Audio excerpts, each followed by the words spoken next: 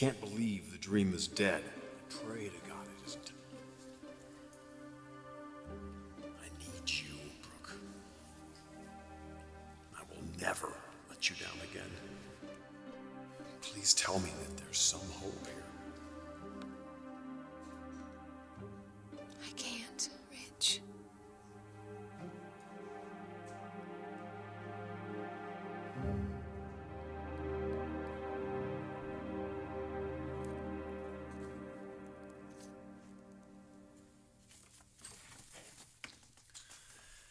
You're working late? Don't worry, everybody knows this is your office now. It's just dropping off some sales figures. Looks like we did pretty well in Europe. Thanks to you. I didn't go over there to play around. No, and you couldn't wait to tell everyone how well you did, huh, Rich? Especially me. Well, you are the president, Thorne. I think you'd be happy there's some work going on around here. Given Mother's not-so-stellar business decisions, this company's actually still making money. Don't you have someplace better to be tonight, Ridge? I'm not going to let this company flounder, Thorne, no matter what's going on in my personal life. So this is your new home? Is that it? The one place you still feel needed? Truth is, Ridge, you have nowhere to go. No woman who wants you. Well, thank you for that generous summation of my life. For your information, Thorne, one of the reasons I lost Taylor was because I was over in Europe covering your butt. You didn't lose Taylor, Ridge. You walked away from her for Brooke. And now Brooke doesn't want you either. It's funny. All my life I had to hear about me being the loser. You feel vindicated now, Mr. President? It does feel good, but I'm talking about family, Ridge. The way that I handled my life. See, I have a wife at home that I love, who loves me, and we have a beautiful daughter that we adore. Well, gee, all you need is your pipe and slippers, then. It may not be as glamorous or as exciting as yours, Ridge, but it is one hell of a life. That sounds like a beer commercial, Thorne. You know, I'm glad I'm not like you, big brother. Nothing's ever good enough. Always looking for something else. Faster cars, faster women. What's the next shiny object that's going to catch your eye? Or who's the next woman that you're going to hurt? I feel sorry for you, big brother. You should take a look at your life. What do you really have to show for it? What good have you really done anyone?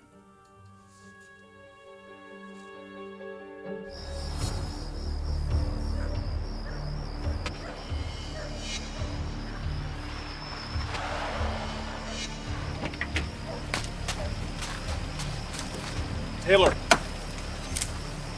Taylor! Taylor! Taylor! It's okay. You're gonna be okay. I'm here now. I'm gonna take care of you, okay?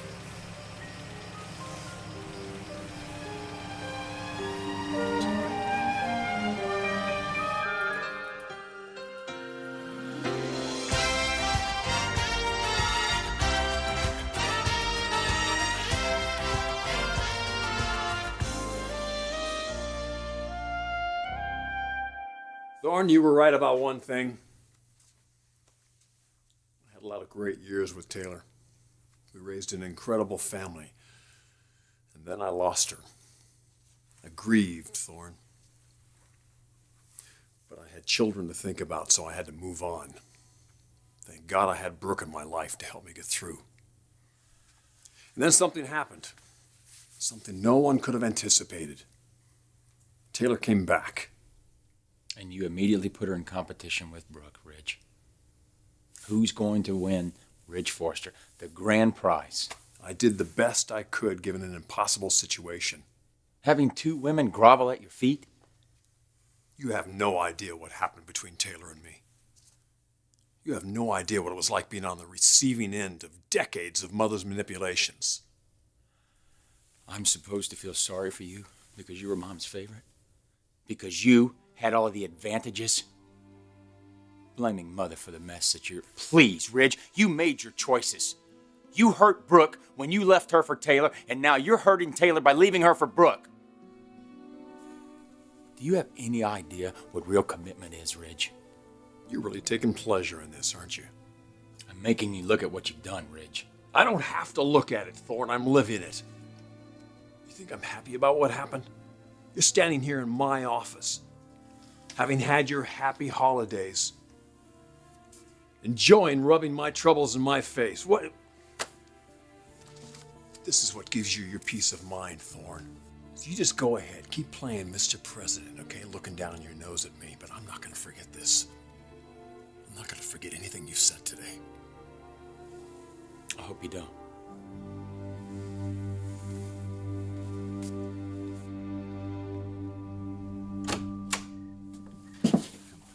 Why don't you go sit down over there, okay? I'm fine, Hector. I don't even think I'm hurt. Yeah, well, you might have a concussion. I know where I am. I know who you are. It's no concussion. Right. Do you know who the president is? Roosevelt. Teddy or Franklin? Eleanor. Do you know how lucky you are? Yes. Oh, my car, on the other hand. Don't worry about your car, okay? I called the tow truck company. They're going to have it at the garage first thing in the morning. Thank you. The only reason why we didn't go to the hospital is because they could have asked you questions, you know? Tested you for drinking. Oh, I had one glass of wine and, champagne. Yeah, that's more than enough. Do you know how many times I've been called to the scene of an accident where the driver wasn't so lucky? I could have lost you. It wasn't because of the alcohol. It was a phone call from Ridge. Ridge. I'm just trying to forget about him. I was just moving on with my life, and then I get this call from him in my car. He's pretending to be concerned about me or something when everybody knows he's moved on with his life with Brooke. And I hung up. I was upset. And that's when I lost control of the car.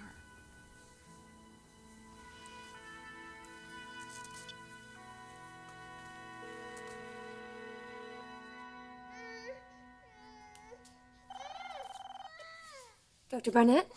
No, Logan, it's me. Is everything all right? Everything's fine, Ridge. Dr. Barnett's our pediatrician. What's wrong? RJ has an earache, but he'll be fine once he gets his medicine.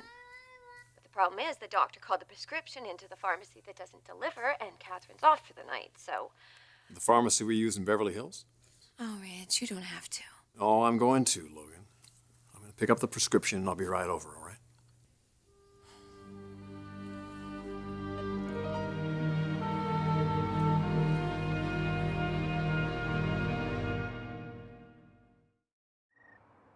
You're going through a rough time, Taylor. But alcohol is not the answer. No more drinking and driving, I promise. You know it's a depressant, right? It makes mood swings worse. It clouds judgment. I realize all that. I'm not letting it get out of hand. Okay? It's not like I'm slamming back shots of tequila or something. I call it self-medication. I know that it's not the right thing to do. I know that. But it's just it's a temporary stage. It's something I've got to work my way through. And if a glass of wine maybe gets me through that now and then.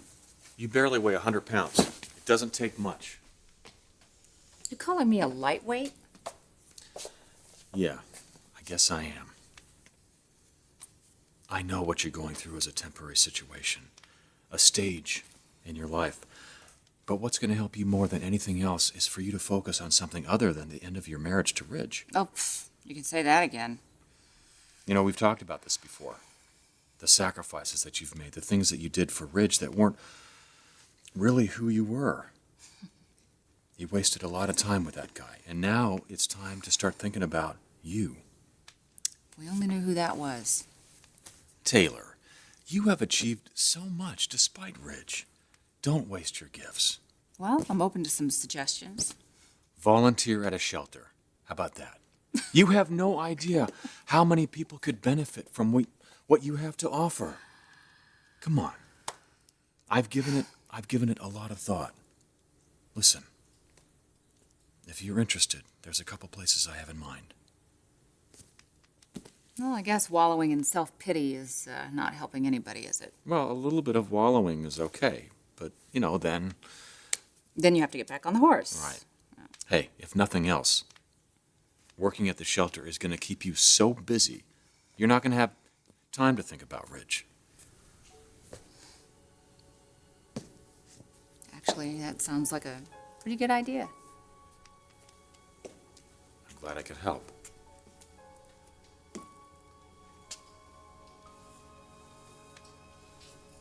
It's just it isn't what I expected at this point in my life, Hector. Honestly, I'm a little scared.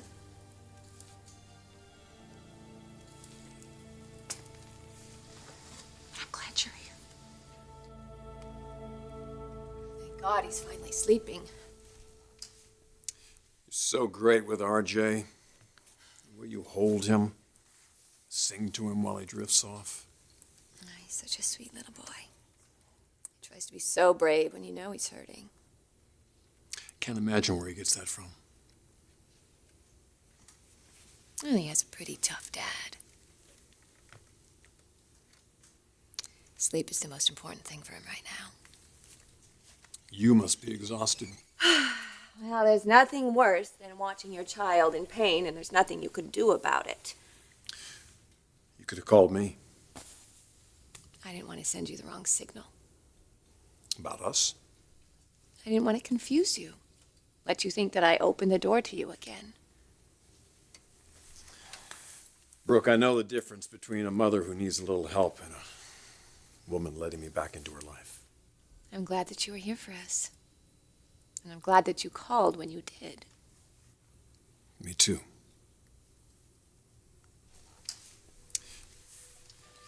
Been thinking a lot about what you said to me earlier. How you put your faith in me. I let you down. I let us down. Our dream. I've been thinking about that too.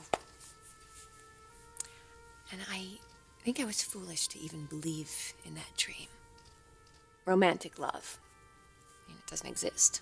Only in novels. It's not lasting or it's not real. Well, you see, that's where I think you're wrong. What we have may exist in novels, but is here too, Brooke. Maybe once upon a time. No. It's forever.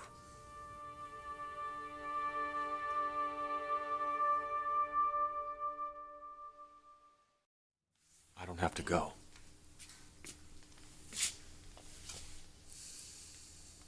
Yes, you do. Is that what you want?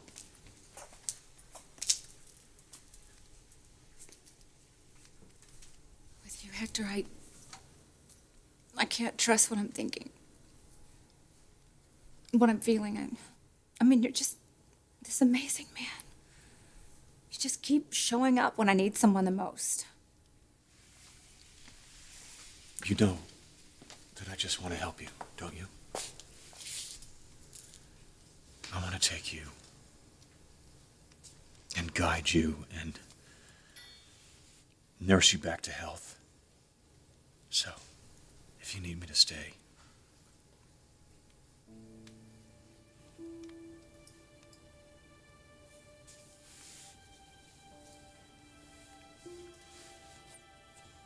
It's too soon. when you're ready. I know you hurt, Taylor. I really do. But I'm happy for you. I'm happy that you're free of that burden that's been dragging you down and holding you back. I know you don't don't see this, but I do. You're the most amazing woman that I've ever met. And nothing can stop you from doing great things. And hopefully, one day we'll be doing those things together.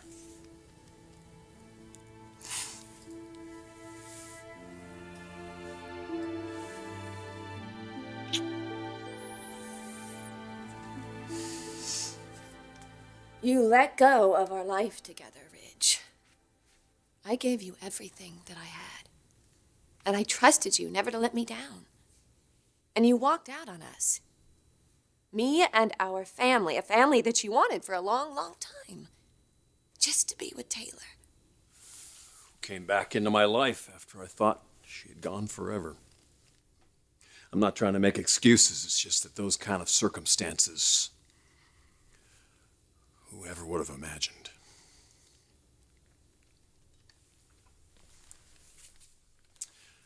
When I left here earlier, I went back to the office. Thorne was there. He railed me over for the way I've been acting, the way I've treated you. I haven't treated you the way I should have, Brooke. I think I took you for granted far too often. But that's not going to happen anymore, Brooke. I will protect you. I'll protect you from anything, anyone that dare try to harm us, including the dragon I call Mother. Ridge. Have you ever seen me like this? This isn't an act. I'm the guy who's scared to death of blowing the best thing that's ever happened to him. You've lost faith in what we had. You've stopped believing that our relationship was special. Yes. But it is special.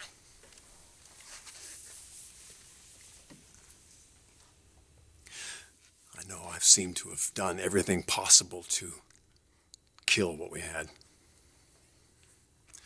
But I'm not going to let that light go out in you. I know what we share. And I know that you are what I need. Someone who believes that anything is possible. I believe it. RJ and Hope, who better than you and I as parents to teach them that they can conquer anything in this world if they just try. I need you in my life, Brooke. Forgive me. Don't let our love story end. It may be a little threadbare. Maybe pieces of it are a little shattered. But it's not the end. And it can be better than it ever was if we just let it. This right here is the middle of our love story, Brooke. Not the end.